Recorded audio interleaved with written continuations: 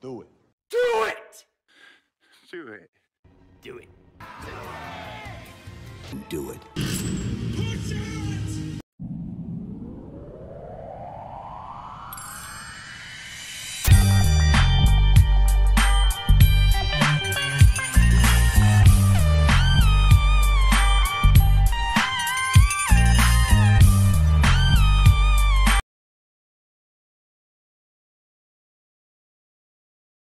Welcome back to the channel, everyone. It's your pal Noms here, and today we are revisiting one of my most hated MCU movies to date. I'm talking about none other than Captain Marvel. Now, this, for the most part, is actually a re-upload of my initial review of the movie, but I've changed a number of things. The editing, for one, is completely different and much more presentable this time around. It's also now just one video, when previously it was split across 4.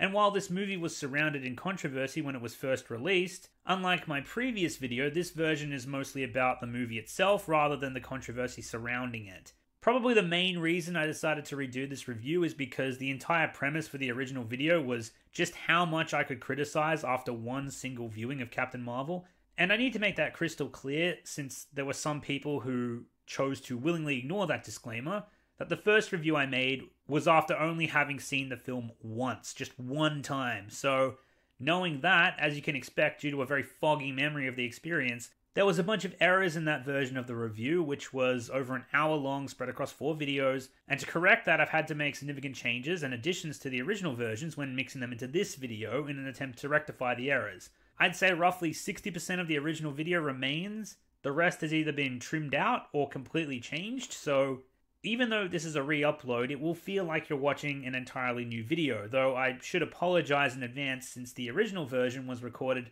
on my old microphone, which means the sections of the video that are new, such as this one, will be quite noticeable, but hopefully it isn't too jarring and doesn't interfere with your enjoyment. Thanks for sitting through the intro, now onto the video. Captain Marvel is a character I know next to nothing about, being a casual Marvel fan. And as a casual Marvel fan, I've never read the comics concerning her, but being someone who thoroughly enjoyed Avengers Infinity War more than any other movie in 2018, and being so invested in the MCU at this point that I care about just about all of the characters, and given that Captain Marvel is the first female lead for the MCU, I was excited when I saw the Easter egg at the end of Avengers Infinity War, and what part she would play in this galactic conflict after our heroes were horribly defeated at the hands of Thanos. I mean, seriously, it took them 10 years to make a female lead movie in the MCU despite having Black Widow and Scarlet Witch as prime candidates for years. Rather contradictory for a company obsessed with pushing agendas and, of course, progressive diversity. Or perhaps they feel, at least until recently, female Avengers didn't need their own movie or any development whatsoever to be considered strong characters. And that wouldn't surprise me given how bland and uninteresting Disney has allowed some of their most profitable female leads to be in the past. Captain Marvel is the first female-led movie in the Marvel Cinematic Universe, but not Marvel as a whole. Same with how Wesley Snipes as Blade predated the highly overrated Black Panther by over a decade. Now on to Captain Marvel, the not first female Marvel movie, but one I was optimistic for nonetheless. Although looking deeper into the screenplay writers, they don't seem to have a long list of experience. Although one of the writers did work on Guardians of the Galaxy, and based on my research is our only noteworthy screenwriting production applicable to Captain Marvel. Another writer also worked on Inside Out, and another worked on Tomb Raider with Alicia Vikander. The other 3, on the research I've conducted, have no experience in story writing, or at least no experience writing screenplays for film. Now let's look at the directors, the ones who have headed the project, the ones who have the final words on the script. In fact, these writer-directors operate as a duo and have for the entirety of their career. Much like the Russos or the Wachowskis operating as a duo, it can be a great idea and aid in the film in terms of its writing quality, workload, staff relation, and scene direction. What worried me was just how inexperienced these directors were in making something this grandiose when they haven't made anything close to the scale before. Sure, it can work out, it's possible, and given the cast and crew in terms of the writing and directing and the past history of the MCU, I thought, despite my recent disdain for Disney, maybe, just maybe, they can pull off a decent movie, and arguably the most important Marvel standalone movie since Captain America Civil War, since this will be leading into Avengers Endgame, and Captain Marvel is meant to have a pivotal role. Well, at least that's what I hoped for until I saw the movie. Captain Marvel starts off on the right foot, taking the time to honor the founder of Marvel and its success, the icon of pop culture known as Stan Lee. The opening Marvel Studios logo usually contains a photo of every single Avenger in the MCU. This was replaced by numerous photographs of Stan Lee, followed by the words "Thank you, Stan." My Cinema rightfully applauded, as Stan Lee was a creative genius and has brought joy to so many of our lives through his talented writing and vision. We will never have another Stan Lee. While I'm on the topic, Stan Lee does in fact make a cameo, but unlike many of his other cameos, this one contains no dialogue. Captain Marvel smiles down at the silent Stan Lee quietly reading a newspaper on the train. His lack of dialogue leads me to believe that this Stan Lee was computer generated, which I personally did not mind, as it reminded me of Paul Walker's farewell in the last canon Fast and Furious movie. Once the film begins, Captain Marvel is experiencing a very disorienting dream sequence, which is extremely implied to be a memory. And also, if you've seen the trailers, you would know this, as well as the glaringly obvious plot twist that she originated on Earth. Thanks, Marvel. Though, to Marvel's credit, they didn't spoil everything in this movie, but we will get to that.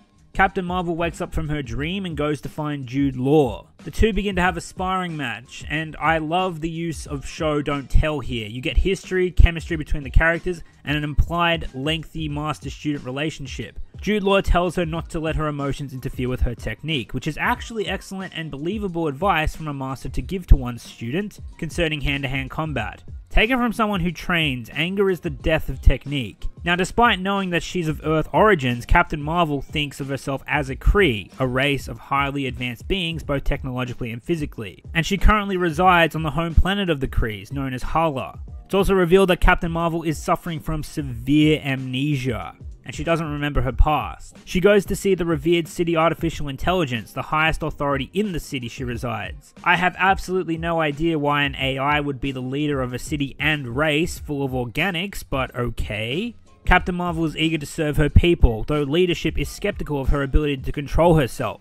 By this point, the movie has let it be known that she has the ability to shoot photon blasts from her hands that are extremely powerful. Though at this point in the movie, it wasn't made clear that this was an exclusive ability to her, as Jude Law and the City AI both act so casually regarding it. But they relent and let her go on a mission. So in the mission briefing, Jude Law explains that the Skrulls are the enemy race of the Kree civilization, and there was a nice detail earlier during the train ride to the Supreme Intelligence where the intercom stated that the last Skrull attack was over 120 days ago. Jude Law continues the briefing telling Captain Marvel that they've gotten word from the planet Torfa, which exists on the borders of Kree space, and one of their spies sent out a distress signal that the Skrulls were invading the planet and the spy needs to be extracted so that they can debrief him on all his acquired intel. Once they land, they scout the area and they find a group of planetary natives and proceed with caution to look for their target. Jude Law believes he's spotted who they are looking for and proceeds to order his troopers into position. Okay, here's something that really bugs me about the film. The whole opening of this movie was dedicated to showing why Captain Marvel needs to, quote, control her emotions and learn to fight without using her powers. Well, what exactly is she meant to fight with when she's the only Kree soldier on the mission who's unequipped with a fucking weapon?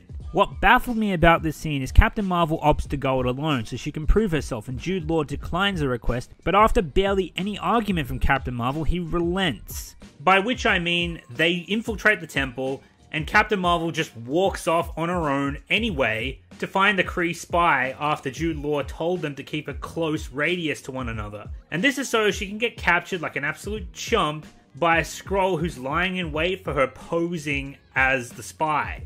And this is shown after it's revealed that the Skrulls were taking the shape of the planetary natives this whole time. In actuality, for some reason, this Skrull knows that Captain Marvel has memories that can help him find his family, as well as a piece of technology called the Lightspeed Engine. How the hell they know she can help them is absolutely baffling to me, especially since the movie implies they just met. The reason why Captain Marvel fell for the ploy is because the Skrull knew the security code the spy was using and recited it back to Captain Marvel. And somehow he knew how to do this. Captain Marvel, before going unconscious, even asks him how the hell he knew this in the first place. And the Skrull is just like, I'll tell you my secret if you tell me yours. Spoiler, we never find out. If they saw her abilities in action and took her spontaneously, that would be fine, but why would they be lying in wait for Captain Marvel? How do they even know that she's of any use to them? We next see Captain Marvel unconscious as the Skrulls are peering through her memories, looking for something they desperately seek. I still have no idea why they thought Captain Marvel holds the answers. I'm again going to assume it's because of her abilities. We see a montage of Captain Marvel's past. Her white male father didn't let her drive go-karts like her male friends. Oh my god, my insides are on fire! Her white male friends at the Air Force Academy bullied her on the obstacle course instead of encouraging her to succeed. I need you to hold my ears. A white male at the bar is quoted almost verbatim saying to her, "You'll never be like us. There's a reason why they call it the cockpit." This is so unbelievably on the nose and lacked all subtlety that it completely took me out of the movie. Anyway, moving on. They find a clue being the name Dr. Wendy Lawson, the same person Captain Marvel envisions as the city's AI, which apparently takes the form of someone you respect. They begin to examine the data they gathered from her, but Captain Marvel breaks free. We get a cool action sequence. Brie Larson, again, much to her credit, did a great job selling the physicality. Captain Marvel proceeds to obliterate the skulls with her power, and while her hands are still bound, no less. She's able to break free and blasts an opening in the ship's hull, and numerous Skrulls get sucked out into space. She gets in an escape pod, and a Skrull behind her fires an energy gun that fries the control panel of the pod in an attempt to prevent her escape. Captain Marvel retaliates with a photon blast that misses, almost killing her pursuing Skrull. Coincidentally enough, it's the same Skrull that captured her in the first place, and conveniently enough, she doesn't finish him off when she absolutely could have because she's more focused on escaping. Still, if she did finish this particular Skrull off, at that point in time, it would have drastically impacted the movie later on. She activates the presumably damaged escape pod and crash lands onto the nearest planet and comes out virtually unscathed. And what planet did Captain Marvel crash land on? Why, Earth, of course. At first I thought it was a massive convenience that Captain Marvel, after escaping, just so happened to crash land on Earth, but considering the Skrulls were looking through Captain Marvel's memories of Dr. Lawson, and that most of Captain Marvel's memories take place on Earth, and that the coordinates they're looking for are on Earth, it's quite feasible that the planet would be the location where the Skrulls had already traveled to when Captain Marvel broke out. Moving on, Captain Marvel crash landed in Blockbuster Video in the middle of the night. The film makes it clear by the aesthetic of the cars and the surroundings that this film takes place in the 90s. Captain Marvel approaches a sheriff and asks in a very alien manner how she can find communication equipment, and the sheriff points to a Radio Shack. Now the next scene takes place in broad daylight as the surviving Skrulls who crash landed from the ship that Captain Marvel was on walk out of the beach water and shapeshift into swimmers they can see in the distance. And I'm not joking, these two scenes gave me very odd Terminator 2 vibes, referring to the arrival scene of the T-800 and the T-1000. Then we cut back to Captain Marvel and she's using a payphone to contact her team members in space? I'm probably missing something here, but what's more baffling is S.H.I.E.L.D. shows up and asks the sheriff if he made the call about a woman who crash landed from the sky in a laser tag outfit. Wait, hang on a second. You're telling me Brie Larson has been in the same spot for hours? You're telling me the sheriff didn't move this whole time? The last scene was in the middle of the night and now it's late morning. Also, how did S.H.I.E.L.D. show up so quickly? Why did Captain Marvel crash land in a place where S.H.I.E.L.D. can reach her so easily? So much convenience. Remind you of another movie?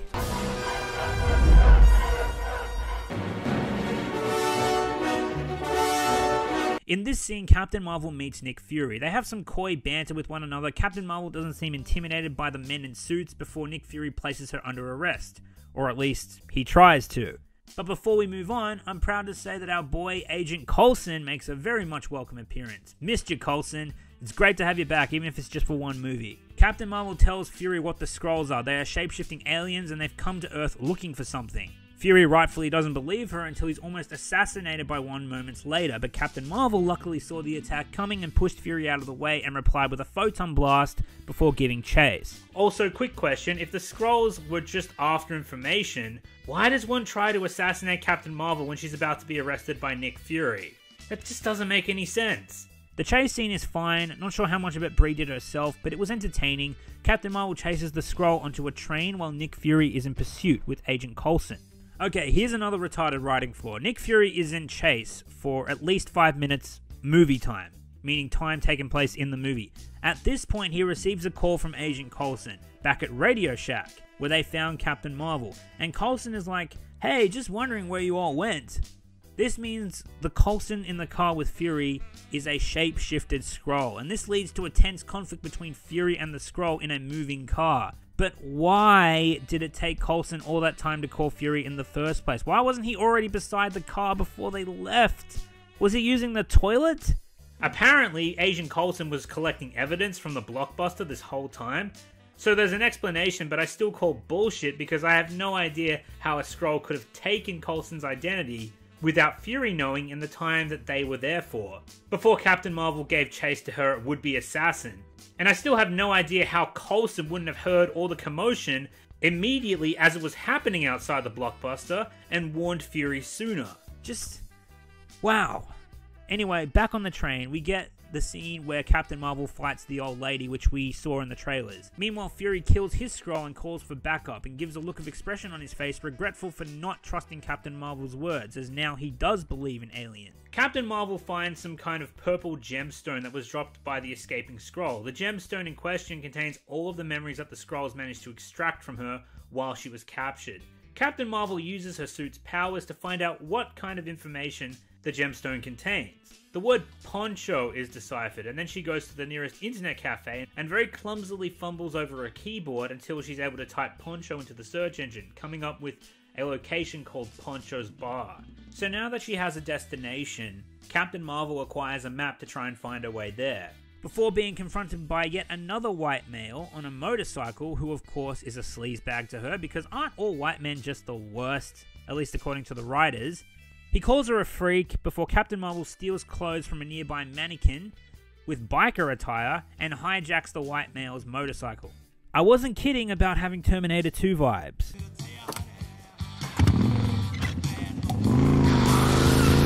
But hey, let's be honest, the alternate scene would have been much, much, much worse. Meanwhile, back at S.H.I.E.L.D. HQ, Fury is present for the Skrulls' autopsy before being confronted by an actor who is the go-to guy for basically every generic bad guy in a movie since The Dark Knight Rises. So yes, you'd be right to assume he's evil, and guess what? He is! At least for the moment, because he turns out to be a Skrull. A Skrull has shapeshifted into Fury's boss, and orders him to track down Captain Marvel. Captain Marvel stops at a tavern in the middle of the desert and begins to have flashbacks of her old life. It's heavily implied that she's been to that exact tavern before with her best friend. Anyway, Fury is already there, as if he knew where she would be ahead of time. Convenient. Captain Marvel tests him, thinking he's a Skrull. She says Skrulls can only remember the host's most recent memories when they shapeshift. So she questions Fury on long-term memories he has, and she believes his answers without any visible proof. Why exactly would she believe his answers on his own memories that she wasn't present for when he literally could have made up anything he wanted? And she doesn't know him. And spoiler, by the end of the movie, she will barely know him still. Fury asks her the same question, how do I know you're not a Skrull? And she fires a photon blast from her hand to prove she isn't a Skrull. And Fury replies with, how is that supposed to convince me? In a very comedic fashion, which did elicit a laugh out loud from me. Samuel L. Jackson is without a doubt the funniest actor of this movie. Unsurprising to a lot of you, I'm sure. She then asks him about a place called Pegasus, a highly confidential facility, and Fury, without question, brings her along. Oh gosh. Why are you bringing along an alien you know next to nothing about with you to a highly secured facility? He even questions her on the drive over because he doesn't know a thing about her. Fury arrives at Pegasus with Captain Marvel in tow and says his full legal name for entry, Nicholas Joseph Fury. Captain Marvel asks why he's called that. Fury says, just call me Fury. Everyone calls me Fury, even my own mother. And this will come into play a bit later. They are brought in but aren't convincing enough to be there authentically, so they are taken into custody by Pegasus officials. Fury breaks them out, and both he and Captain Marvel look for the records room where they'll hopefully find answers regarding Dr. Wendy Lawson. Fury also pages S.H.I.E.L.D. saying that he has Captain Marvel in custody and that they are detained and he needs backup. Before reaching the records room, we get that ridiculous scene from the trailers of Fury petting a very strange cat, completely succumbed to its charm. Believe it or not, this frickin' cat has a massive role to play in this film. And no, that's not a good thing, but we will get to that. Captain Marvel and Fury find Dr. Lawson's records and begin scourging through them. We find out that she's kept Krieg glyphs in her diary, and Captain Marvel comes to the conclusion that she is in fact a Kree herself. She also finds evidence of a plane crash that occurred 6 years ago in 1989, and Fury leaves to survey the area while Captain Marvel remains observing a photograph, and it very slowly pans to the right where Captain Marvel sees herself as a pilot for the United States Air Force, boarding a jet, and the revelation that she is in fact from Earth has become abundantly clear. She also finds a statement from the last person who saw Dr. Lawson alive, a woman named Maria Rambeau. Again, this would have been great if the trailers hadn't spoilt it though, but given the evidence leading up to this point, it wasn't very hard to guess. Fury takes an elevator up to greet his superior, who we know at this point is in fact a Skrull in disguise. They board the elevator together so that he can take Captain Marvel into their own custody. But before the elevator begins to move, he says, "Well done, Nicholas." And I quite enjoyed this detail, as Fury made it abundantly clear when he was required to give his full legal name that nobody that he is familiar with calls him anything than just Fury. And this tips off Fury that this may in fact be a Skrull imposter. He even questions his superior with a long-term memory that they both shared at some point. Something that the Skrull wouldn't know, since Captain Marvel already said that they could only see recent memories. And the imposter answers incorrectly. So Fury tricks the imposter by getting off the elevator early on. He gets off at level 5, which is Captain Marvel's floor, and sends the imposter down one extra level before rushing to find Captain Marvel. Though unbeknownst to him, Captain Marvel has already fled, but hears from nearby S.H.I.E.L.D. agents that they are there to take both her and Fury dead or alive. She makes a choice: leave cleanly or save Fury's life. Predictably, she goes to save Fury's life, though I'm not entirely sure why she would do that, as she has no allegiance to him whatsoever, and by helping him, she's delaying herself in finding answers and serving her own cause and her own people. And Fury was the one who called the S.H.I.E.L.D. agents in the first place, which compromised her. Okay, moving on. Fury gets confronted by the imposter, and there's a terribly choreographed fight. No joke, this looks like a drunken bar fighter, and he doesn't even keep his hands up. The imposter is physically superior and overpowers Fury with hardly any issue, and of course, you guessed it, Captain Marvel ex-machina's Fury to safety with a photon blast to the Skrull, and then she shoots herself and Fury through the ceiling to the second level. Not sure how, but okay. They are cut off from escaping by our good friend Agent Coulson, who has his weapon drawn, but Fury gives him a look to trust him. And Coulson, being true to his character that we all know and love, shows loyalty to Fury and lets them both escape. However, later in the movie, Coulson is stated to be extremely new to S.H.I.E.L.D. I imagine S.H.I.E.L.D. is an extremely hard career to shoot for, being a civilian in the MCU. So why the hell would he compromise potentially his whole career and risk substantial jail time for someone he barely knows? Oh boy. Moving on. Fury and Captain Marvel find a docked fighter jet at the Pegasus facility and plan to use it to escape. Fury asks Captain Marvel if she knows how to fly this jet, and she says, "We will see." And Fury replies that's a yes or no question. And Captain Marvel simply replies, "Yes." And she starts the jet and flies it perfectly out of the hangar into the sky and to safety as well. Now this right here is absolutely ludicrous writing. While looking through Lawson's records, it becomes apparent that Captain Marvel has gotten some, make that very clear, some of her memory back. But flying a jet isn't like riding a bike.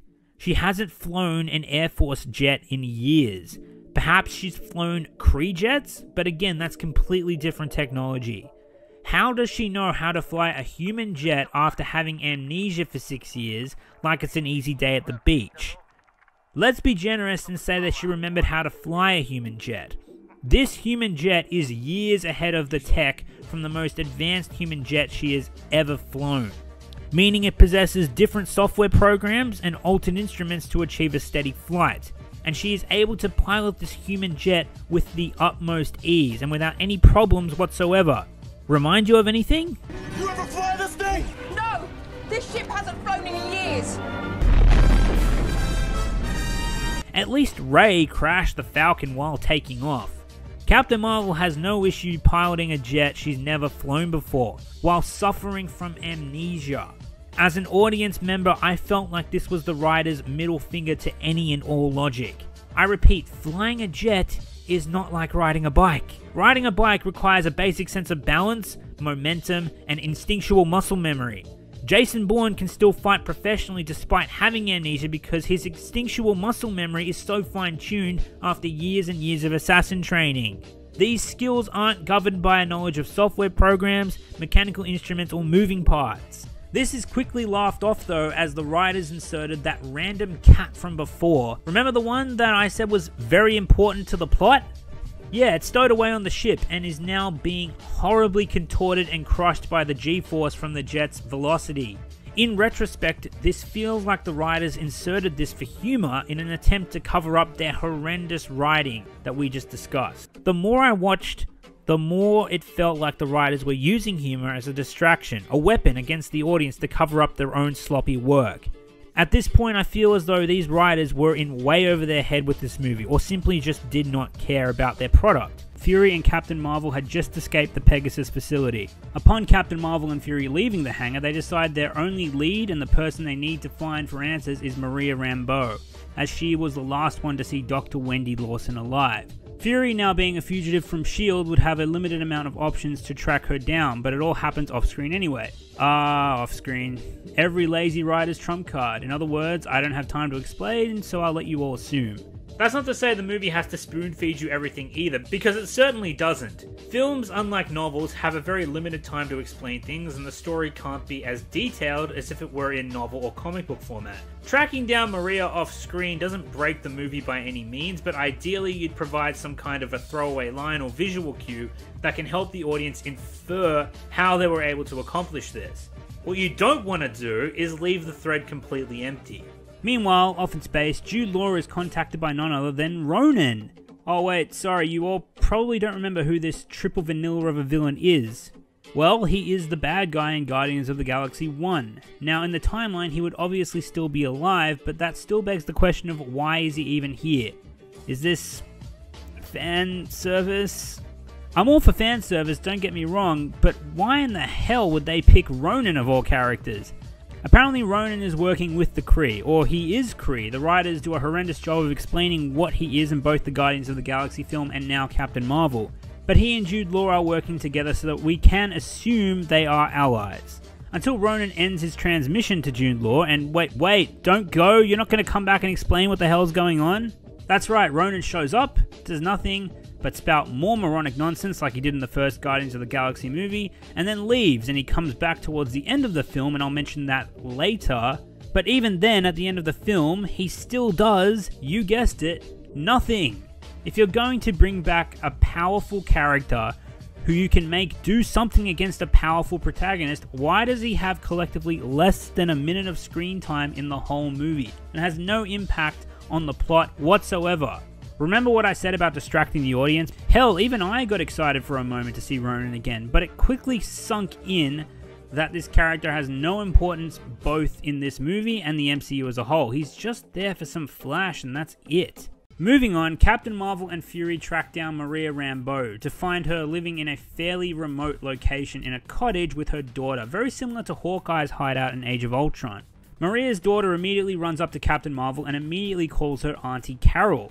She does this without a moment's hesitation. While it was an endearing moment, it makes little sense that an impressionable 10-year-old girl would be so cheery and casual regarding a loved one essentially being brought back from the dead. And also, an even bigger WTF is how the hell does the child remember Captain Marvel if she's been gone for over 6 years? That girl would have last seen Carol when she was 4 years old at most. We're supposed to believe she remembers her by name, like she just saw her only yesterday? Captain Marvel is shocked as she doesn't remember the young girl and doesn't know how to respond, and there was a lot you could interpret from her expression, to Brie Larson's credit. Maria Rambeau then approaches her speechless with her eyes wide open. The emotion conveyed through her expression is spot on for the tone of this scene. Then it cuts to all 4 characters inside Maria's cottage. Captain Marvel tries to explain herself and how she's back after all this time and what she's doing on Earth, that she's looking for Dr. Wendy Lawson. Fury takes Maria's daughter into another room so as to let Captain Marvel and Maria connect with one another, and also as to not unsettle her from some murky details of their predicament. Maria tells Captain Marvel that Wendy Lawson is dead and that she should be too, and that it's overwhelming to have her back. If I had to name a weak element in this scene, I would say it was Brie Larson's inability to mirror Maria's emotion. However, the Kree have taken great efforts to make her suppress her emotions, so it does make some narrative sense when her expression is bland by comparison to others. But despite that, and giving the writers the benefit of the doubt, I dare to say this was the most impactful scene of the movie for me personally. After both Captain Marvel and Maria become more comfortable with one another, they go into the next room to find Fury and the little girl. The little girl shows Captain Marvel photographs and mementos of all the good times she and her shared together. Maria's daughter then leaves the house. There's a knock on the door as one of Maria's neighbors inquires about the shield jet that's just sitting out there on the road, and Captain Marvel mistakes him for a Skrull, almost physically harming him, only for Maria to defuse the situation and drag her back inside the house, only for them to be startled by an actual Skrull who snuck into the house and pleads for Fury and Captain Marvel not to shoot. Okay, there's a few issues here. The main Skrull that Captain Marvel refused to kill, remember the one I mentioned in part 1? The one with tremendous plot armor that Captain Marvel has tried to kill numerous times but just outright refuses to finish the job. Well, this is him, and he's the same Skrull who shapeshifted into Fury's boss. Turns out the actor who played Fury's boss is called Ben Mendelsohn, an Australian actor famous for playing numerous villains, as I previously mentioned. One would assume Fury knew this man well, the man that the Skrull impersonated back at Pegasus. So why is the Skrull who shapeshifts into that particular form the same actor when he is in Skrull form? Yep, Ben Mendelsohn is also the same actor they used for the Skrull when he hasn't even shapeshifted. Does that not strike you as extremely lazy? It doesn't affect the story, but it was still very jarring for me personally. Did no one else find this odd? One could argue that the human form is how the Skrull would look if the Skrull were human. But why is it identical to what Fury's boss is supposed to look like? If you literally could have used any other actor, this is just blatant laziness. And personally, I felt Ben Mendelsohn was miscast as the Skrull commander, but you can think of that one what you will. Another issue I have is Maria has almost no shock to seeing green aliens for the first time in her life. Though she does emote when she sees a Skrull imposter disguised as her, holding her daughter hostage outside, her initial reaction to the green aliens wasn't very convincing. The Skrull inside the house urges Captain Marvel to hear him out, or he will order his comrade to kill Maria's daughter. He says he's after a Lightspeed engine or the power source for it that belonged to Dr. Lawson. He also says Captain Marvel should know where it is. Also, side note, how do the Skrulls keep finding Captain Marvel on planet Earth? Are they tracking her with a device, or do they just have incredible sense of smell? Moving on, Captain Marvel says she'll never lead them to a weapon that will help him win a war against her people. He says that the war is not just, and that the Skrulls are being mercilessly slaughtered, and that his people just want to flee and hide, and tracking down the power source will help them do just that. It's never explained why the Skrulls are being hunted down and slaughtered, although if memory serves me correctly, the Skrulls have been labelled as terrorists on planet Hala. Sloppy as that is, I actually quite like this plot twist. You could even say it subverted my expectations. That is to say, it subverted my expectations correctly, as now we have a whole new side of the coin to explore with the Skrulls' perspective on their galactic conflict. Captain Marvel tells the Skrull that Lawson is dead and that the Lightspeed engine was destroyed based on what she found out at Pegasus and what Maria told her. The Skrull said that he and his colleagues retrieved a classified black box from the plane crash Dr. Lawson died in. Now, with the Skrulls' ability to transform into higher-up government officials, we can rightfully assume that's how they got possession of the black box, though I'm sure there's a ton of flaws that I am missing with that one. Let's just assume that they did everything perfectly. They found reference to a black box, impersonated a higher-up official, and gained access to it. Maria then says the black box was supposed to be destroyed. They told her it was destroyed, again given her situation, and how just this morning she was enjoying a quiet day with her daughter. I'm quite baffled as to the manner she's speaking to this green alien, as if it's a regular person. The Skrull commander tells them to come with him, and then he will show them. If they do this, he will release Maria's daughter, and so they all agree. But not before we find out that the Skrulls are afraid of Goose the freaking cat, that this movie for some reason has to plaster everywhere, almost as if the writers have like some sort of cat fetish. Maria's daughter is forced to wait outside while the black box is being loaded up on a very slow 90s desktop computer. I appreciate the 90s joke of ridiculous load times, and Captain Marvel learns the truth about Dr. Lawson and herself upon hearing the black box recording. She was test flying an aircraft using Dr. Lawson's prototype Lightspeed engine, that the Skrulls were after. The flashback opens up in space, or the upper atmosphere, and they are being pursued and fired upon by an alien ship.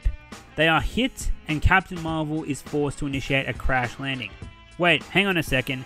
Can jets make it into the upper atmosphere and into space? Because that's news to me. Captain Marvel makes it out of the crash landing with no injuries aside from a bloody nose. I suppose the fact that she comes out unscathed from every scenario is just par for the course at this point. Dr. Lawson, however, is critically injured and is bleeding a different coloured blood. And this is consistent with what we already know, that she is in fact a Kree. Dr. Lawson's dying words to Captain Marvel, that I will paraphrase, are, "They are here for the engine, you need to destroy it, our goal was to end wars, not propagate them, and they are going to use it for war." It should be noted that she said the phrase "our goal is to end wars" numerous times through Captain Marvel's memory flashes, and the ones that she was referring to are indeed her own people, the Kree, because in Captain Marvel's dream, she has seen this crash site before, and she saw a Skrull emerge from the smoke. One can speculate that this memory was altered by the Kree themselves, as upon hearing the black box recording, Captain Marvel remembers the event fully, and what emerges from the smoke is not a Skrull, but a Kree. In fact, it was her dear friend Jude Law, or rather Jude Law's character. Jude Law held up Captain Marvel at gunpoint and said he is there for the Lightspeed engine and its power source. Captain Marvel told him to stay back, aiming the Doctor's energy gun at the Lightspeed engine. Jude Law doesn't believe Captain Marvel will pull the trigger, but Captain Marvel honorably fulfills her mentor and friend's dying wish, destroying the core at presumably the cost of her own life as the core explodes. Now here is where things get a bit hazy for me. Captain Marvel does not die in that explosion. The explosion wipes her memory, giving her amnesia, but it also floods her with unbelievable power. The very power that governed the Lightspeed engine itself. This is visible as her skin begins to glow with a mysterious aura, and this explains why she's able to shoot photon blasts from her hands. Now we could ask, why didn't the explosion just kill her? Why is her body frame and molecular makeup special? What allows her to survive and absorb the enormous power of the Lightspeed engine? She gets hit with the point-blank explosion and does not die. With Peter Parker, he was bitten by a spider and transformed into a human-spider hybrid after falling ill and collapsing, which is a much more believable and grounded transformation. Captain Marvel, with absolutely no build-up or development at this point in the timeline, gets hit with an explosion and absorbs a massive amount of energy and suddenly becomes all-powerful. She did lose her memory, sure, and I credit that since such a traumatic event would have some side effects on a person, but I can't help feeling the writers felt they didn't need to give Captain Marvel a reason as to why she's special in the first place. What makes her differently physically? Why she can survive a point-blank explosion? She just can, because this is their movie. When people criticize this movie for being bland, I can't help feeling that this is one of the aspects they could have dived deeper into to create a deeper immersion in the story for the audience. But that's what happened. That's how Captain Marvel got her powers. The Kree ask Jude Law they should finish her off as she's still breathing. Jude Law identifies that she has absorbed the power of the Lightspeed engine and states that she is of use to them, so he orders his troopers to get Captain Marvel on the ship and they can take her back to Hala. We can presume that the Kree altered Captain Marvel's biological structure the same way they altered Dr. Lawson's, by injecting her with Kree blood, as we saw in the trailers. The film, however, doesn't take the time to make things clear. And why does Jude Law take her instead of killing her exactly? He says he's after the power source, so we can assume that he wants to extract her power, but instead he trains Captain Marvel into a warrior, turning her into a potential threat. And even if he didn't want to extract her power because of whatever reason, even if he just fancied Captain Marvel, the Supreme Intelligence back at Hala, the AI that runs the whole show, a machine that's completely devoid of all emotion, would have ordered him to do the logical thing and extract the power from her body and weaponize it and then to terminate her so that she can't run rampant, resulting in potential loss of life. Not only that, but I'm pretty sure the Supreme Intelligence would say something along the lines of, I asked you to bring me a weaponized power source, but you brought me a potentially volatile woman who might have the power source inside her, but you don't know for sure. Get back out there and find that power source, you fool. But there we have it. Captain Marvel acquired her powers from an explosion that caused her loss of memory, revealing that her closest friend and teacher has been lying to her for 6 years as he kidnapped her in order to put her immense power to use in a galactic war. As sloppy as that was written, such a revelation would be extremely impactful to someone. Hell, anyone would be quite shaken from it. So it does give Captain Marvel some development as a character, causing her to question her reality, her allegiances, and reevaluate her priorities. She storms out of the room alone and goes out into the fields. From what I can recall, Brie Larson did a satisfying job channeling anger, humor, and compassion through her character, but she often struggled to channel sadness. And that's one of the reasons I found this scene to be weaker than what the writers aimed for in terms of emotion. Once Captain Marvel realizes what really happened and that the Kree lied to her, the Skrull leader tries to fill in the blanks for her, saying that she blew up the engine, but the core, the source that powers the engine, still remains, hidden somewhere. He says that Dr. Lawson, whose real name was Mar-Vell... You serious? Yes, really. And the Skrull leader tells her that her grand plan for the salvation of the Skrulls was that she was using that power source to build a light-speed engine so they could travel far away from the Kree oppressors and never be found. Okay, hold the fuck up. You're telling me that this was all about building an engine that just about every ship in Guardians of the Galaxy is capable of using and would possess? The Skrulls didn't originate on Earth. They too are a part of the advanced galactic community, are they not? So why the hell are they waiting for a lightspeed engine to be built for them when they can either hijack or barter passage across the universe on a ship that already possesses a lightspeed fucking engine? And furthermore, if Mar-Vell wanted to free the Skrulls from the Kree and build the engine, why the fuck did she come to Earth in the first place? Anyway, moving on. The Skrull commander tries to talk some sense into her, pleading that now that she knows the truth about the Kree, she needs to right their wrongs and help the Skrulls escape from an unjust conflict. Captain Marvel instantly declines him, saying that he doesn't know her, that she doesn't know them, and that she doesn't even know herself. An appropriate response from someone who's overwhelmed by a shocking revelation. Then Maria Rambeau approaches her with an empowering speech telling Captain Marvel that she is the strongest and bravest person she ever knew before any of this extraordinary stuff ever happened to her. It would have been nice for the writers to actually show us how brave and strong and determined she was, but instead we're only told this through her best friend. However, Maria goes on to say that Captain Marvel was the only person who was there for Maria when no one else was there. She helped Maria raise her child when no one else would. I found this scene to be endearing for the most part, and the actress who plays Maria Rambeau, known as Lashana Lynch, did a great job at adding a lot of emotion and depth to her scenes. With that said, why was she raising her daughter by herself? Where is the father? Is she a widow? There's no mention of her being married or divorced. We are left to assume that the child's father ran away before or after the child was born. You're free to interpret this however you wish, but the writers just wanted a scenario where Captain Marvel and Maria struggled to raise a child together without any mention of a competent male father figure. This choice absolutely feeds into the not-so-subtle anti-male agenda littered throughout this movie. Look, I wouldn't have even mentioned this detail were it not for all the other factors regarding this agenda that I've mentioned. Hell, Maria's daughter doesn't even mention her father or ask about him.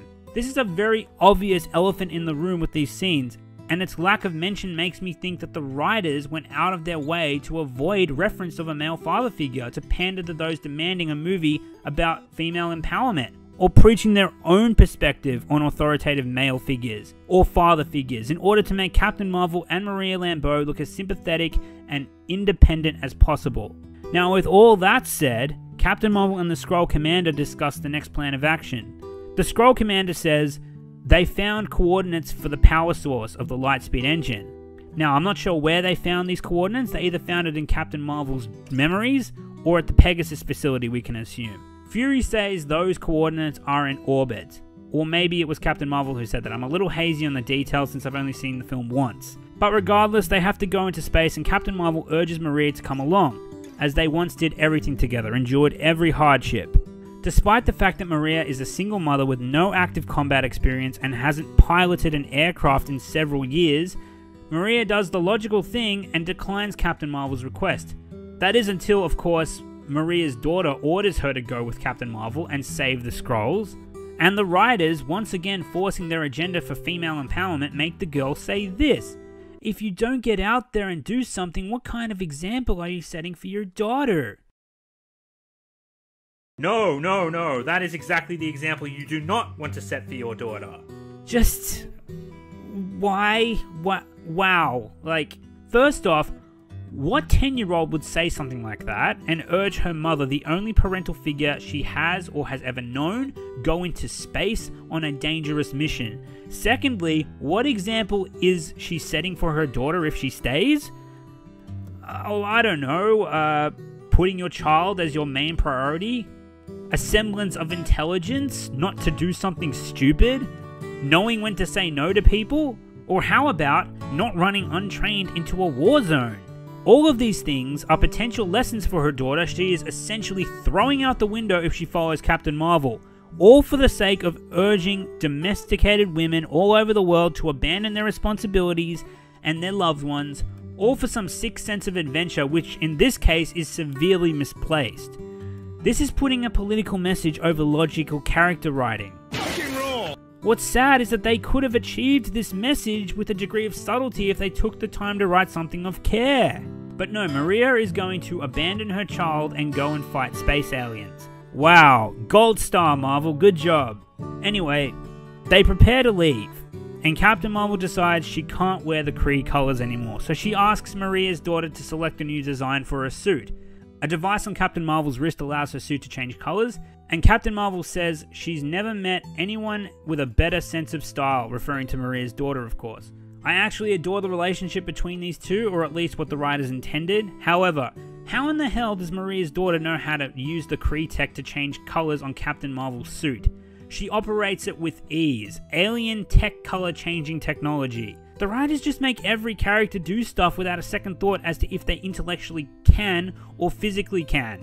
All the characters are capable of anything the writers need them to be capable of, in order to advance or tell the story or preach the message that they want. This diminishes investment and immersion in the story and the characters, because if you all apply any level of thought to it, it instantly falls apart, and it's very hard to take seriously. But that aside, the Skrull Commander, Maria, Captain Marvel, and Fury, and that stupid cat all fly off into space using the Pegasus aircraft. Again, since when can jets fly into space? Apparently the Skrulls can make tiny modifications to the jet, which will make it ready for space flight.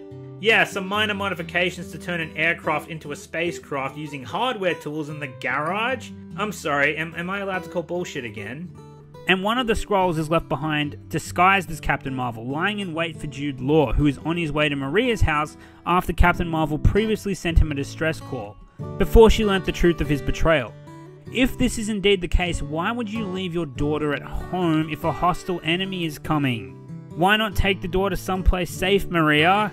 The Captain Marvel imposter has been given some lines of information regarding Captain Marvel's past, as she knows Jude Law well enough to know that he will test her.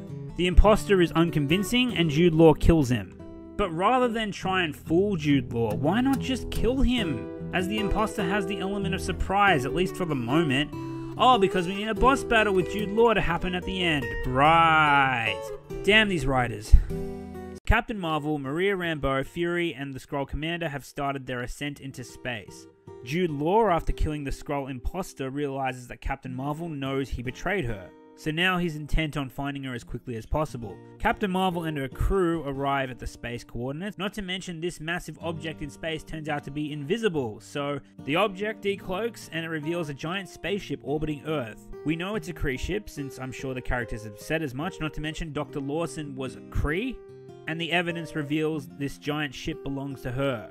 Now, with all that said, did the ship Captain Marvel crash landed in originate from this facility with the Lightspeed engine? Because that would explain how she was in orbit when the aliens attack, but again, jets can't fly in space. Also, why would Dr. Lawson be allowed to work on a $1 billion Lightspeed engine project at a location far away from any United States military supervision?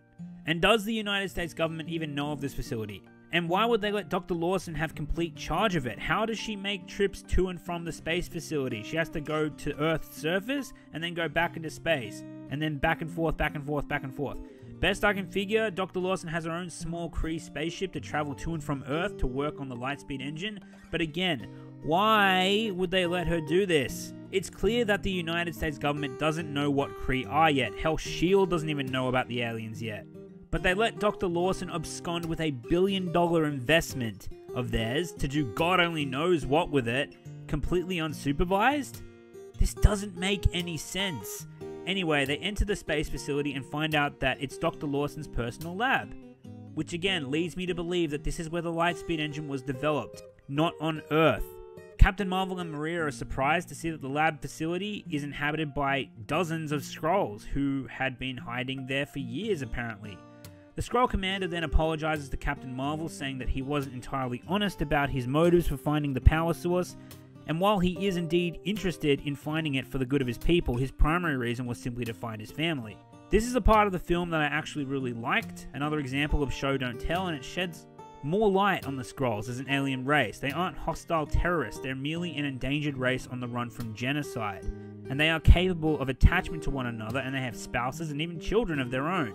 However, something that really bugged me while watching this is how did Dr. Lawson find and hide all of these Skrulls? Did she seek them out and bring them back? Or did they follow an invitation signal of some kind that she sent out into space? Also, Dr. Lawson has been dead for 6 years. These Skrulls have been in hiding for 6 years. How did they survive for this long? What did they eat for 6 years? Did they have enough food? What did they drink for 6 years? Why haven't they aged? The Skrull commander hugs his child that still looks like they are less than 10 years old. If they've been there for 6 years, how does his child even remember him? Wouldn't that child have been an infant at the time that they were locked inside? Maybe Skrulls age slower than humans, though it's never explained in the movie, so we can only assume. Again, if there's a logical reason for why Dr. Lawson was able to keep this massive space facility in Earth's orbit this whole time, without arousing suspicion from the US government while she worked for them, and how she acquired the captive Skrulls, or why she was allowed to engineer the Lightspeed engine away from US government supervision, or how the Skrulls haven't aged, and how they've survived in a laboratory facility for 6 years without leaving the facility, there's an adequate reason to explain how this all makes sense in the movie. It's very poorly communicated to the audience. Captain Marvel then scours the area with Fury in order to find the Lightspeed engine's power source, only to find that the power source is the Tesseract. The goddamn Tesseract. I'm sorry, but what? I've just spent a good chunk of time outlining why Dr. Lawson's laboratory makes no sense. But now the Tesseract is in the facility. How? How did the Tesseract get into outer space? Why would the US government trust Dr. Lawson with the Tesseract in the first place? Why would they let her take it home with her? What makes Dr. Lawson so goddamn important and trusted? It's never explained. The Tesseract is essentially a super weapon, or a weapon of mass destruction. Writers, if she has the Tesseract, you need to explain why. Being a smart, independent woman doesn't make her abduction of a super weapon okay. Remember how I said the characters can just do things, whether or not they are intellectually, physically, or authoritatively capable of doing it. Do you believe me now? This movie's whole shtick is the message of female empowerment, but the writing earns almost none of it. These characters can just do whatever the writers want without explanation. Captain Marvel flies jets despite having amnesia and survives explosions because reasons. Maria Rambeau goes into space to fight aliens without any combat experience, leaving her only daughter behind with no father figure to look after her because reasons. Maria's daughter is a Kree-Tech color artist because reasons. Dr. Lawson was the most important scientific mind to the United States since Howard Stark, who was the last character to be seen with the Tesseract on screen because reasons. There are no reasons. They just are. And it makes no sense. The laziness of these writers is actually maddening. And that brings us to the next scene. Jude Law and the rest of the Kree troopers have found Dr. Lawson's laboratory facility and enter the room like they've been hiding there this whole time.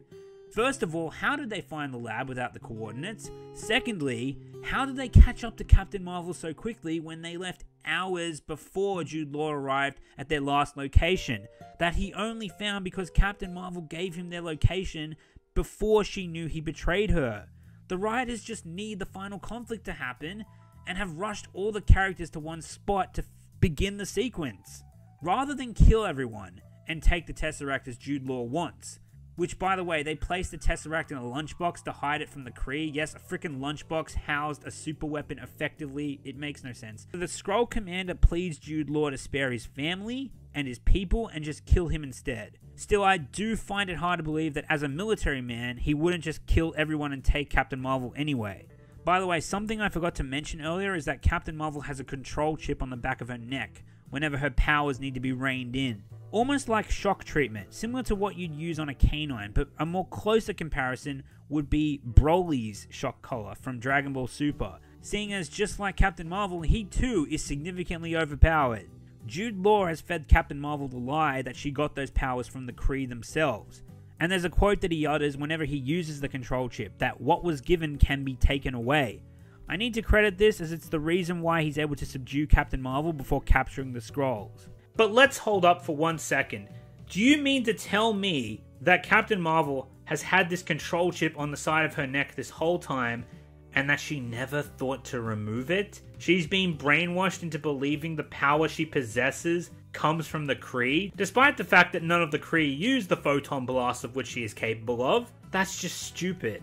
She never once in her life thought to remove the chip from her neck so that they could stop giving her the electric shock treatment, even after she remembers the crash and how she got her powers in the first place? And that it's the Kree who are the enemy? Well, that's just even more stupid.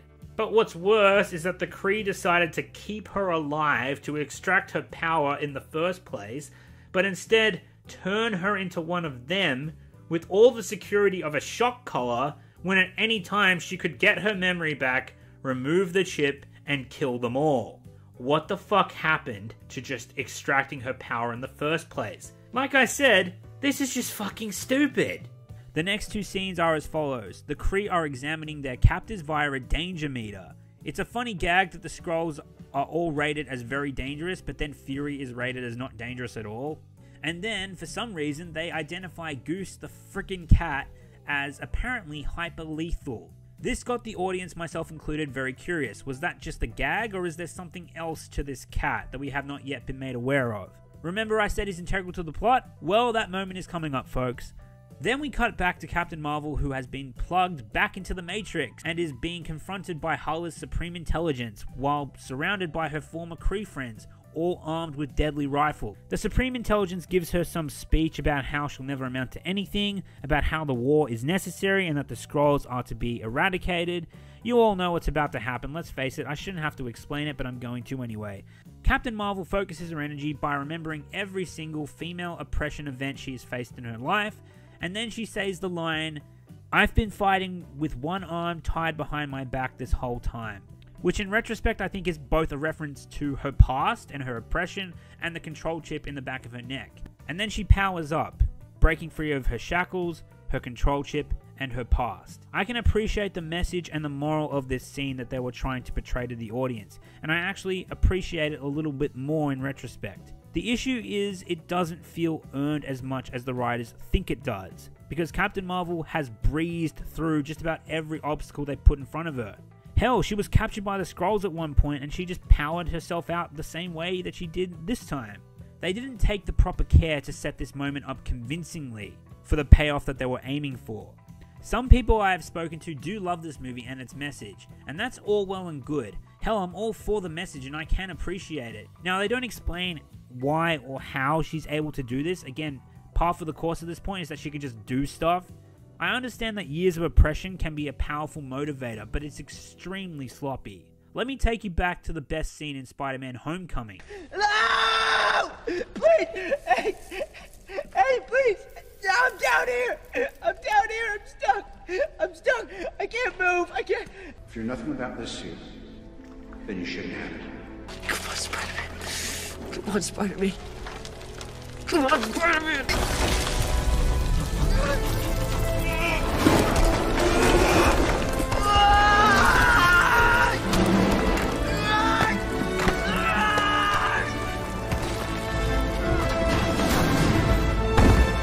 Do you see the difference? Now, admittedly, what's more baffling in this scene is not what Captain Marvel is doing or how she does it, but what Jude Law and the rest of the Kree are doing in the same room as her while this is happening, while they are armed to the brim. Because what they are doing is... Nothing! But instead of, I don't know, stopping her before it's too late, they stand there without their weapons drawn, literally just waiting for Captain Marvel to unplug from the Matrix. Why not just shoot her to death, you fools? Right, plot armor, of course. Captain Marvel's greatest superpower. Captain Marvel unplugs with her powers fully unrestricted and starts to dispatch every single one of her former friends and her mentor with absolute ease. While, not even joking, the soundtrack switches to the song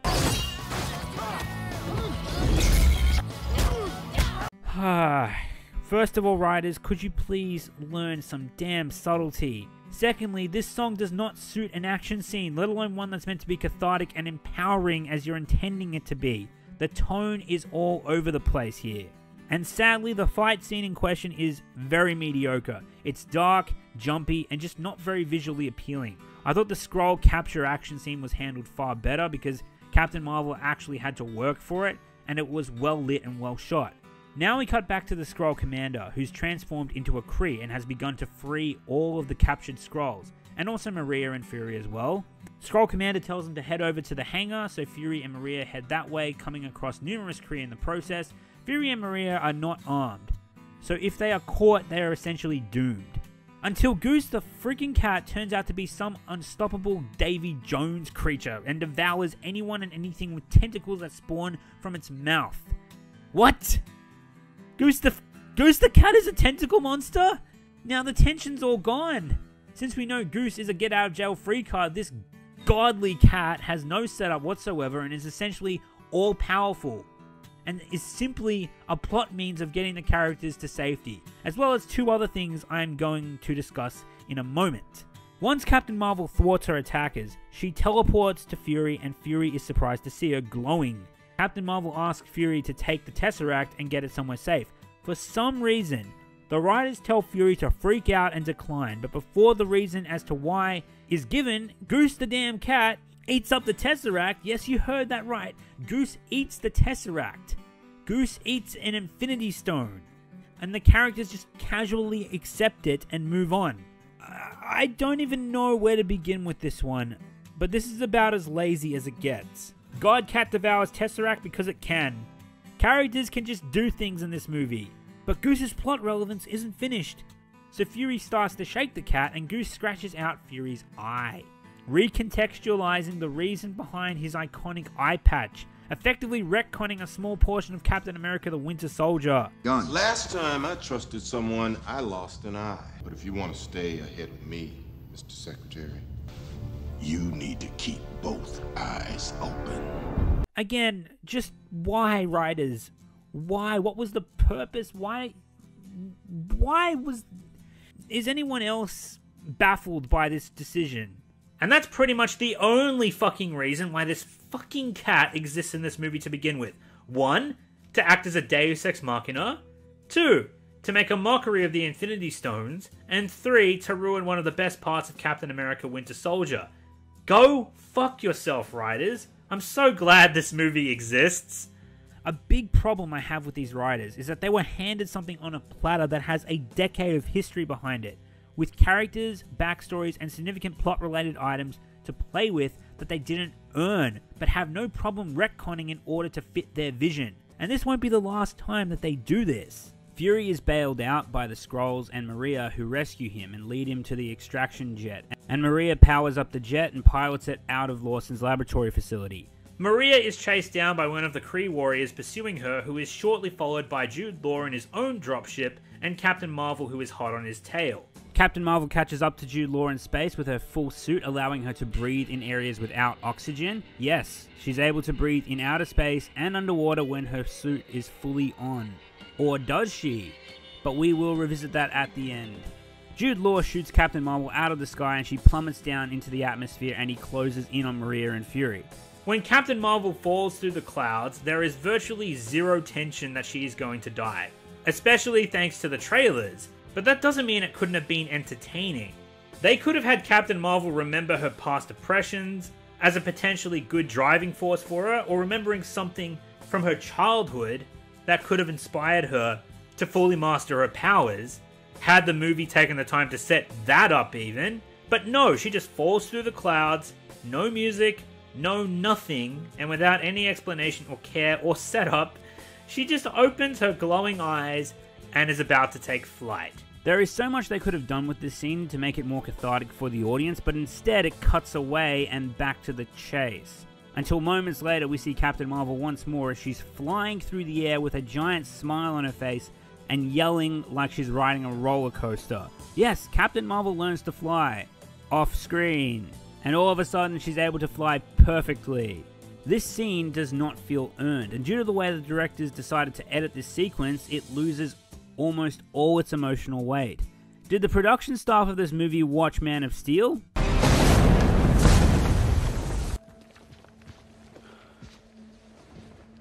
In time, you will help them accomplish wonders. Or what about the very first MCU movie? All right, nice and easy. Seriously, just gonna start off with 1% thrust capacity. In 3, 2, 1. Again, let's bring it up to 2.5.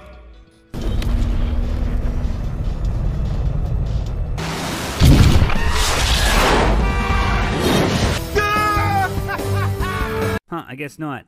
But I'm sure you can see the difference in how those scenes feel earned for their respective character arcs, and Captain Marvel's feels hollow and rushed. Remember, in this movie, characters can just do things because reasons that are never explained in moments that are not properly set up or earned. So Captain Marvel blasts Jude Law out of the sky, causing him to make a crash landing. Then our old, useless friend Ronan makes a surprise entrance with his fleet and sends it at planet Earth aiming to retrieve the Tesseract. Captain Marvel, in a very reminiscent manner of the first Avengers movie, takes on an entire army by herself, but the writers need escalation without earning it, so instead of an army of infantry, we gotta throw an army of spaceships at her, and have her kill all of them without blinking an eye. She even takes direct hits from spaceships and just shrugs it off like they're nothing. Thanos, without his Infinity Gauntlet, is essentially screwed if he was to go up against someone like that. Once Captain Marvel is done being invincible, she flies in front of Ronan's ship. She's right outside the ship's bridge where there's a giant window that he can see her through and she can see him. And she just stares at him instead of killing him. Why? She has an army and he was going to send that army to kill you and your friends and probably the entire planet as well. But no, let's just look awesome and stare at him while he flies away. Then Ronan tells his subordinate to retreat the fleet out of Earth's orbit. He also says he will be back one day. The subordinate asks, "For the weapon?" And Ronan shakes his head and says, "For the woman." And then they all leave and Captain Marvel lets them go. What just happened? Can anyone make sense of this sequence of events? Why was Ronan here? What's his purpose? Why is Captain Marvel this powerful and without a weakness? And why does she let them go?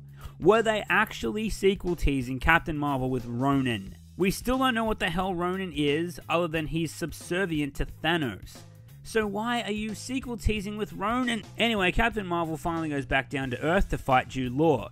Jude Law, knowing he's severely outmatched, tries to goad Captain Marvel into fighting him without her powers, in a fist-to-fist battle of honor. Thankfully, some logic prevails. Captain Marvel says no, shakes her head, blasts Jude Law with a photon blast, rendering him harmless, and then she takes him into custody. I was delighted in the movie theater when I saw this. I was like, thank you, a smart writing decision, finally. However, it begs the question again, why did she let Ronan go and the rest of the characters she fought go without finishing them quickly the same way she finished Jude Law? I can get behind a superhero who doesn't let the bad guys monologue and just goes in and gets the job done, but it's contradictory to how she's handled bad guys in the past in this very movie. I don't know, maybe I'm reaching with that. I did like that one scene, okay? Now, I forget what they do with Jude Law exactly, but I'd imagine they'd keep him imprisoned, somewhere secure, even though he really should be executed, but this is Disney after all. The Tesseract went to S.H.I.E.L.D., we can assume, as in the Avengers, S.H.I.E.L.D. does indeed have the Tesseract.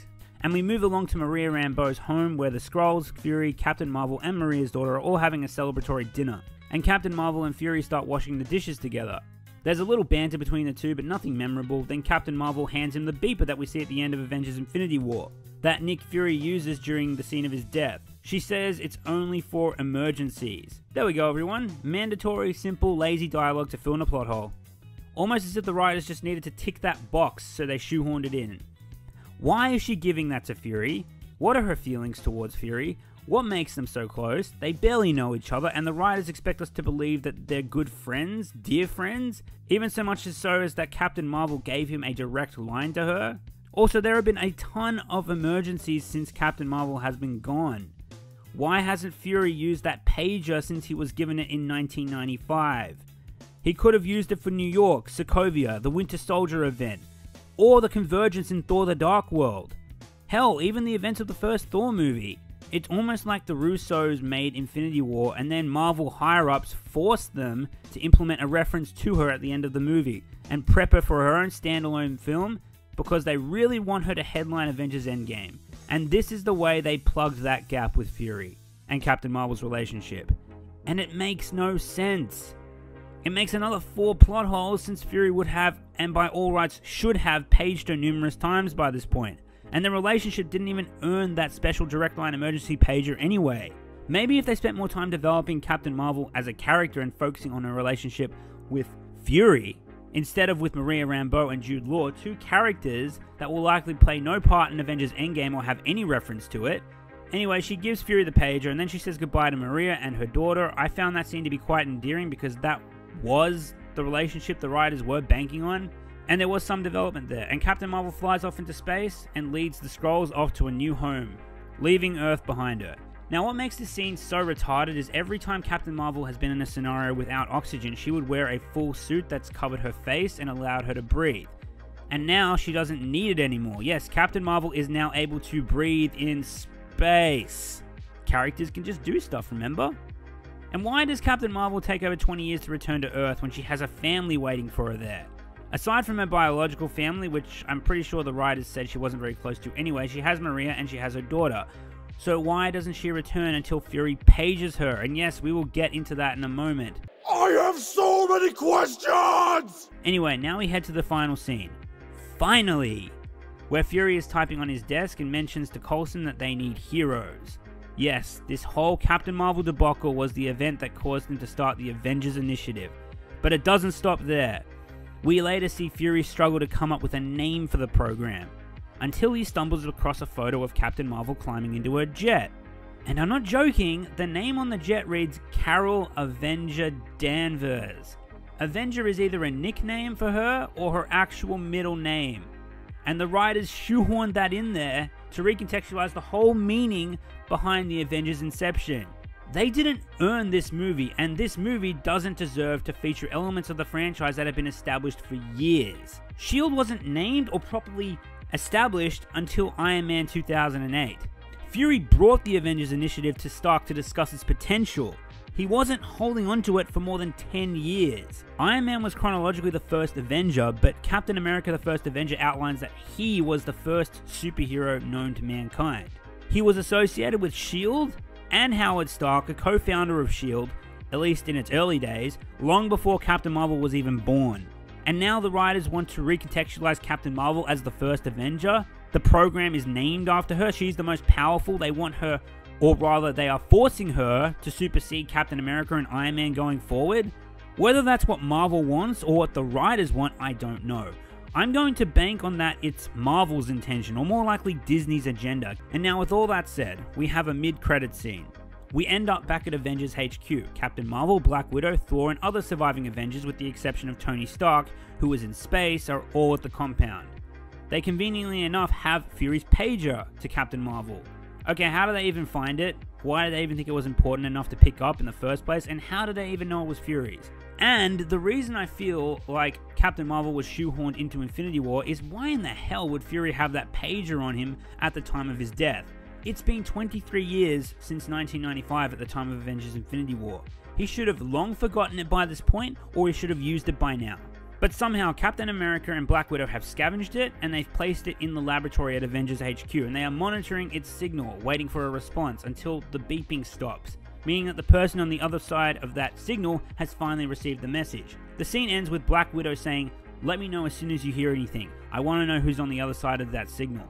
And then she turns around to find Captain Marvel has teleported right in front of her from across the galaxy in an instant. Just, wow.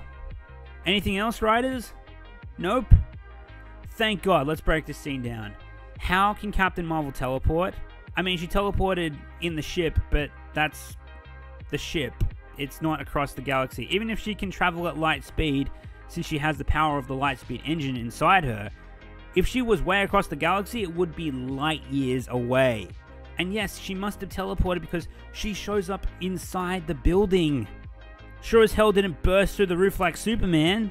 And that was Captain Marvel. And boy oh boy, it was objectively one of Marvel's biggest train wrecks. A terrible movie that should have been so much more. I wanted this movie to be good. All politics aside, I still try to be hopeful for this movie. If you think I'm against the message this movie preaches, you're severely mistaken. The biggest reason I was so displeased with this movie is not because they preached a message of female empowerment. It's that they did such a piss poor job writing a story to portray the message. People like this movie because of its message, and that's fine. By all means, like it as much as you want, but you can't tell me this movie is good because it pushed an agenda. In fact, it's the opposite. Pushing the female empowerment agenda has actually made Captain Marvel a lesser movie for it, because it's extremely apparent that the main priority was the political message, and not on the writing of a great movie. Because in almost every single scene, logic was just thrown out the window, and has left this movie with more plot holes than I can count. Captain Marvel screams of a rush job from a creatively bankrupt and politically motivated corporation with an agenda who appointed writers who were seriously unqualified to be working on not only the production of a movie of this scale, but a movie that's supposed to be one of the centerpieces of continuity in a giant cinematic universe that's been built and reinforced for over a decade. Again, just look at the team behind it. Barely any of them had a script writing credit to their name, with the exception of, once again, Nicole Perlman, who worked on Guardians of the Galaxy. The other writers had bugger all to their name, and especially with the benefit of hindsight, that includes Jackie Schaefer, who was the script doctor for Captain Marvel, and who was also one of the lead writers on Black Widow. The script doctor for this piece of shit movie was given the job of writing Black Widow before the ink was even dry on Captain Marvel's shitty script. Well, we're boned. Well, I guess we know why that film sucked too. Don't do it! It was fun! No! See this video for more on that. And finally, the directors didn't know what the hell they were doing. They are a directing duo who had never produced anything close to the scale of a sci-fi action-adventure Marvel movie with a budget of $152 million to burn through. Once again, with the benefit of hindsight now that Black Widow has been released, this cherry-picking of inexperienced writers and directors for their standalone MCU place-filler movies, it isn't random, it isn't bad luck. This is very practiced and very intentional on Disney and Marvel's behalf, and it's done with the intention of hiring not only someone who politically agrees with them, at least publicly, but someone who needs the opportunity to jumpstart their career, because outside of a couple of independent projects, they don't have a prayer of swaying people in Hollywood. Whereas Disney and Marvel have virtually endless resources and influence in the industry, so the production staff essentially have their hands tied. They either do it Disney's way and get praise from the corporate masses with a shiny seal of approval on their resume, or they don't do it Disney's way,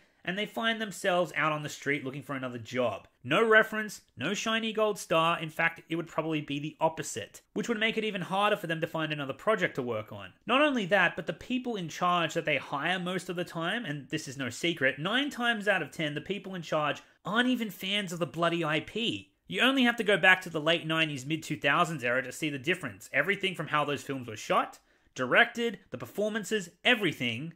Those comic book films were made by fans of the IP who gave a shit, instead of some random pushover indie writers and directors that Disney and Marvel had gotten into the habit of hiring for cheap expense and a yes-man attitude. And this is why the writing and directing staff can't be excused either. Despite Disney not being easy to work with, not only didn't the writers and directors put their foot down when there were numerous times when they absolutely should have, and could have. Seriously, how hard was it to ask for a redraft? There's no way a functioning human could have looked at this finished Captain Marvel script and thought, Yes! Yes! Yes! But they clearly weren't fans of the IP. Trust me, I'm not a Captain Marvel fan either, but I know apathy when I see it. And this film reeked of it. The action, cinematography, performances, and dialogue felt like there was absolutely nothing special about it whatsoever. Particularly Brie Larson's performance being bland in many instances, and the moments that were meant to be exciting on screen just kind of fell flat. And that's not even mentioning the myriad of writing issues this film has, as well as unforgivable and downright insulting continuity errors. To everyone who worked on this movie, I say this: guys, you have got to do better. This film was a sad joke, and nobody involved with it came out looking good. If I had to think of some quick fixes for how this film could have been substantially better, first of all, scrap everything to do with the Doc and her Lightspeed engine. I understand they need a reason for Captain Marvel to meet Nick Fury, and this is absolutely Infinity War's fault for somehow giving Nick Fury an intergalactic pager to call Captain Marvel at a moment's notice with zero setup or reference up to that point whatsoever. But the Lightspeed Engine plotline was extremely stupid. It should have just been Captain Marvel trying to save the Skrulls by getting them to safety after she crash lands with them on Earth after escaping from the Kree. And this should have been happening during the events of Civil War, which would have explained where Nick Fury was during the Sokovia Accords, and this would have also nullified the continuity error of why didn't Fury just contact Captain Marvel sooner because they hadn't met in many years. More on that in a moment. But this also fixes a whole bunch of continuity problems like Nick Fury losing his eye to a cat and naming the fucking Avengers after Carol Avenger Danvers, for fuck's sake. Now, with that said, how do we get Carol to the Kree in the first place? Well, if you want to keep her as a pilot in the story, why not have the movie open up with Carol chasing down a fleeing Russian or Hydra agent who broke into S.H.I.E.L.D.'s facility and stole the Tesseract from right under their noses? This would obviously before they called themselves S.H.I.E.L.D., but the fact that Carol would be a fighter pilot who worked with S.H.I.E.L.D. in the early days would mean that she would have known Nick Fury before disappearing and had a prior friendship with him before gaining her powers. Carol can be tasked with shooting down the target and retrieving the Tesseract along with Maria Rambeau. After completing the mission, Carol goes to collect the Tesseract, which has been knocked loose from its casing and is noticeably agitated and looking to discharge some of its energy. And this happens, flooding Carol with its power, but also it tears open a portal that sends Carol to a random planet in space, and that's where the Kree find her and take her to Hala. Correct me if I'm wrong, but one of the Tesseract's powers is transportation across space-time, is it not? So if this happens, Carol gets the power, admittedly in still a very contrived way, but she meets the Kree and she still gets trained as one of them, without that stupid shock collar they put on her neck. This would allow the focus of the movie to be on Captain Marvel trying to hone her powers instead of just deciding she's tired of being held back and removing the inhibitor chip because there's no hero's journey there whatsoever. This would also allow them to keep Captain Marvel's amnesia plotline intact. She could turn against the Kree all on her own once she realizes what's happening to the Skrulls, and after crash landing on Earth, you could have the same reunion plotline play out with Maria Rambeau, and Nick Fury, having a prior friendship with her, could also help remind her of who she is, where she came from, and how close they were before she disappeared. And after vanquishing her Kree villains and mastering her powers by the end of the movie, she could tell Fury she's going to be busy finding the Skrulls a new home and helping them rebuild their lives. But she gives Fury the pager we see from Infinity War in case of an emergency, and then she leaves planet Earth and that would be the end of the movie. And with these changes, above all else, scrap the forced political agenda bullshit so that your audience doesn't have to hold back their vomit for the entire runtime.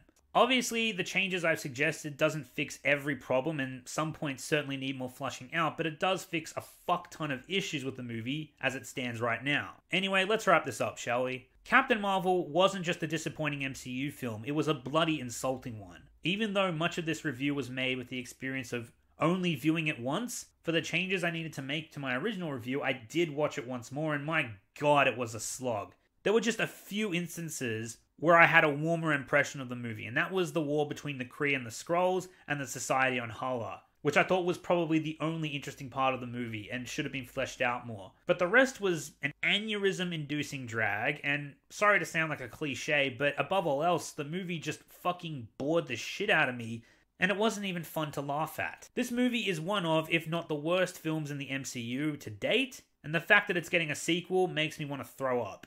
But anyway guys, thanks for checking out the video. This brings us to the end. There's just a quick outro I want to give that I hope you enjoy. Firstly, I want to give a huge shout out and thank you to my Patreon members for their contributions to the channel.